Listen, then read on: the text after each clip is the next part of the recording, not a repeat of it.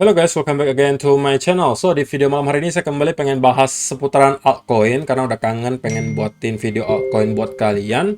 Belakangan saya agak jarang buat video altcoin karena jadwal yang tidak cocok ya gitu ya guys ya. Karena belakangan saya mulai start untuk nge-gym lagi dan nge-gymnya malam pula. Cuman hari ini kebetulan saya gymnya agak awalan, jadi saya mempunyai waktu untuk start buatin video altcoin buat kalian. Tapi kalau memang kalian senang menunggu atau sering menunggu video altcoin dari saya dan kalian suka dengan video altcoin saya yang lebih rutin setiap malamnya, ya kalian boleh coba bantu like saja video kali ini atau kalian komentar saja di kolom komentar di bawah kalau kalian suka melihat video altcoin dari saya, supaya saya tahu gitu bahwa banyak yang menunggu saya untuk membuat video altcoin. Jadi saya mungkin bisa terpacu untuk menyusun kembali jadwal saya dan sebisa mungkin meluangkan waktu untuk membuat lagi video altcoin secara rutin gitu ya. So, di video hari ini saya pengen bahas salah satu koin yang ya belakangan sudah agak redup gitu ya. Jadi belakangan itu setelah kemarin-kemarin hot banget dibicarakan di berbagai tempat, sekarang udah agak sedikit meredup gitu ya. Yaitu adalah Shiba Inu, dan per hari ini kita berada di harga 0,00039 dolar untuk Shiba Inu, terkoreksi sekitar 6% dan 7 hari terakhir itu udah terkoreksi 20%. So, kita langsung masuk saja ke chartnya Shiba Inu ya. Dan inilah teman-teman yang saya takutkan terjadi kemarin gitu ya.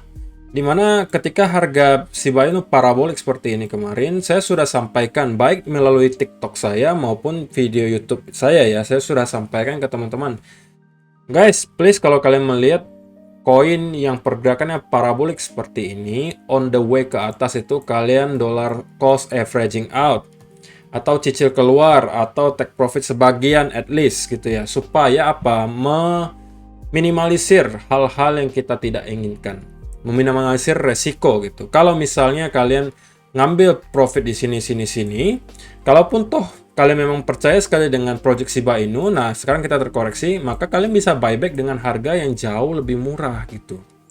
Dengan nominal uang yang sama, kalian bisa mendapatkan jumlah token Shiba Inu yang lebih banyak. Jadi di compound lagi gitu. Tapi kalau misalnya kalian all in, kemudian kalian nggak mau take profit, lalu kalian mengatakan, kalau tidak 100 rupiah saya nggak mau take profit kok, pokoknya harus 100 rupiah saya baru mau jualan. Sebenarnya tidak ada yang salah dengan itu. Cuman pertanyaan saya, apakah kalian 100% yakin gitu bahwa Shiba Inu akan ke 100 rupiah? Lalu pertanyaannya kedua, kalian apakah mampu sesabar itu gitu? Ya kan? Kemudian, kalau misalnya kalian melakukan hal yang saya lakukan ini, harusnya on the way ke 100 rupiah, kalau memang kalian yakin juga itu terjadi, kalian justru akan mendapatkan jumlah token Shiba Inu yang jauh lebih banyak. Karena kenapa? Setiap pergerakannya parabolik udah parah banget, kalian sudah start taking profit. Tunggu lagi koreksi, kalian masuk lagi di sono, ya itu membuat koin kalian semakin lama itu semakin menggunung gitu. Nah, itu yang saya harapkan kalian lakukan kemarin. Dan inilah yang kita takutkan terjadi kemarin. Terjadi koreksi besar semacam ini. Saya juga udah sampaikan di video kemarin. Berkaca dari pergerakannya Dogecoin gitu kan, dimana banyak sekali orang ketika itu FOMO banget, expect Dogecoin bakalan ke $1 gitu kan. Tapi pada akhirnya tidak terjadi gitu. Dan sekarang kita malah terkoreksi dan sideways cukup lama gitu kan. Nah, kalau misalnya teman-teman perhatikan di sini, Shiba Inu sejak di all time high kemarin sudah terkoreksi kurang lebih 57%. Bayangin, lebih dari setengahnya. Oke, jadi kalau kalian sell di pucuk, kalian buy lagi sekarang, itu kalian bisa mendapatkan 2 kali lipat jumlah token Shiba Inu dengan nominal yang sama gitu. Ya kan? Nah, secara teknikal, kalau misalnya teman perhatikan, kemarin itu kita membentuk semacam pattern yang namanya descending triangle. Nah, descending triangle ini secara teori adalah pattern bearish gitu ya. Tetapi kalau misalnya kalian ikuti teorinya, maka targetnya itu cukup fantastis gitu. Dan saya rasa ya, ini harusnya tidak akan terjadi gitu ya. Kalau misalnya secara teori, ketika kita breakdown dari sebuah descending triangle, maka targetnya adalah selebar ini.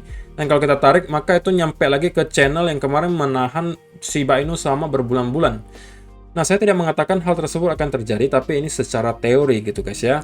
Dan kalau misalnya ditanya sekarang jadi gimana kok untuk pergerakan Shiba Inu selanjutnya? Nah, saya rasa untuk short term gitu ya, kita belum menemukan sama sekali adanya indikasi gitu bahwa para bull ini masih udah pengen masuk lagi ke Shiba Inu. Terlihat dari sini, teman-teman bisa melihat dari awal di sini ya. Para bull mencoba untuk menaikkan lagi harga tapi dibanting lagi ke bawah oleh bear.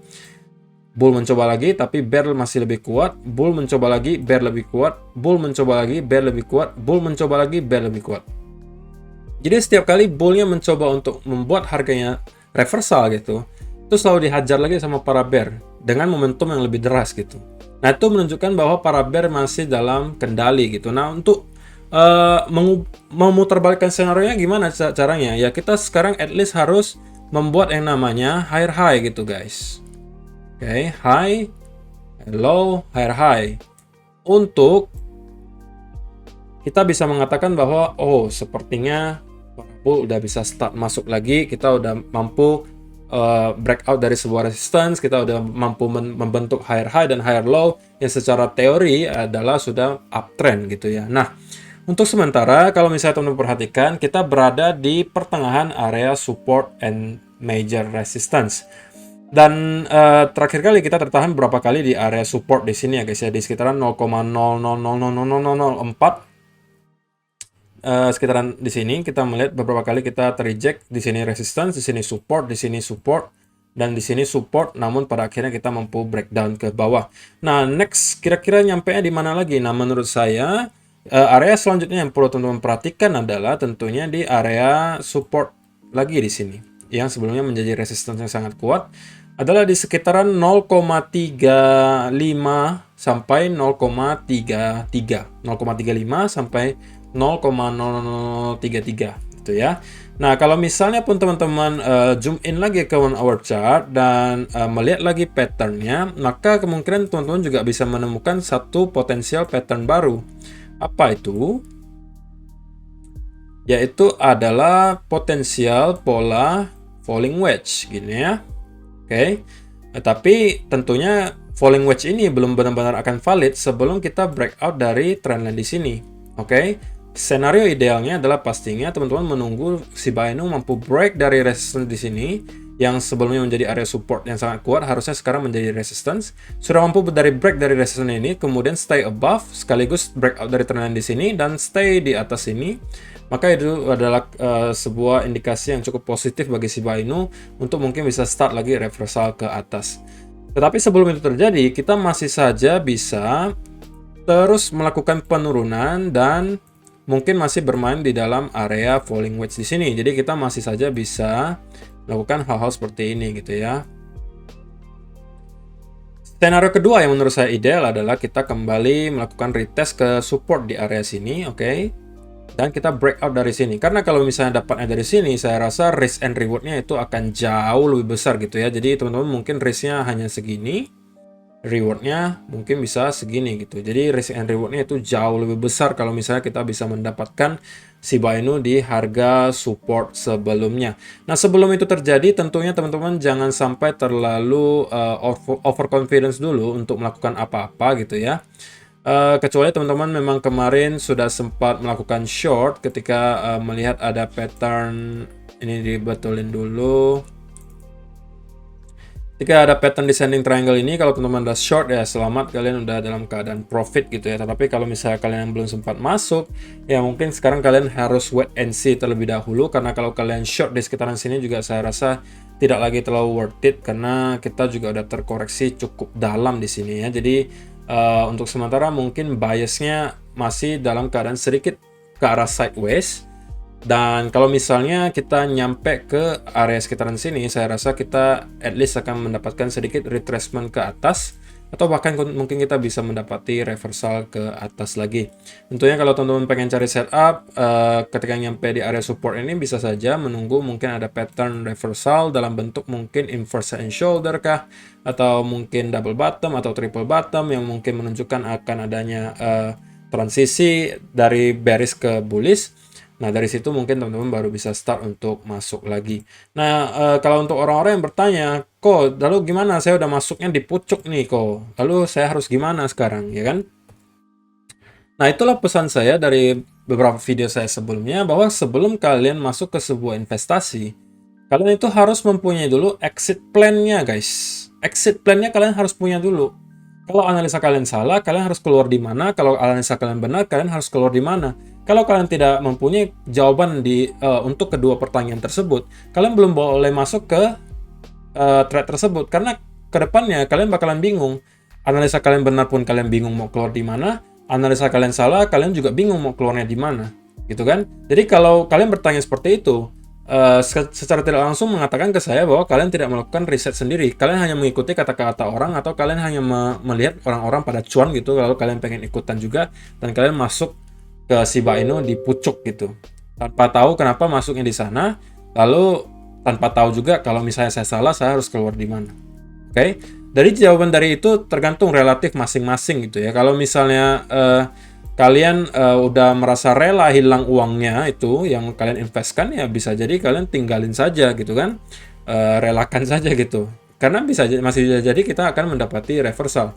Nah, tapi kalau misalnya kalian tidak siap hilang dengan uang tersebut, ya kalau saran saya, kalau misalnya kalian memang mau meminimalisir resikonya, ya harusnya kalian udah cut loss sebagian gitu, cut loss sebagian saja, ya kan? Tapi ya itu tergantung masing-masing lah ya, ini bukan financial advice, saya juga tidak tahu nanti apa yang akan terjadi dengan Shiba Inu, bisa-bisa tiba-tiba kita juga meroket seperti ini. Tetapi yang saya tahu adalah sekarang kelihatannya secara price action untuk Shiba Inu, para bears masih sedikit lebih memegang kendali daripada para bull.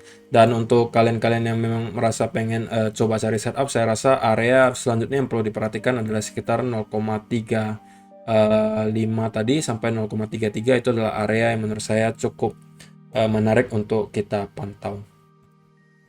Oke, so itu aja sih untuk hari ini guys. Terima kasih yang sudah menonton sampai selesai. Sekali lagi, kalau misalnya kalian tertarik dengan video altcoin saya secara rutin saya upload, tolong bantuan like-nya dan komentarnya supaya saya tahu gitu, oh rupanya memang banyak yang pengen, dan saya mungkin akan mereset atau reschedule lagi jadwal saya supaya bisa membuat video altcoin lebih rutin untuk kalian. Terima kasih yang sudah menonton sampai selesai. Kita akan bertemu lagi di video yang berikutnya. Bye bye.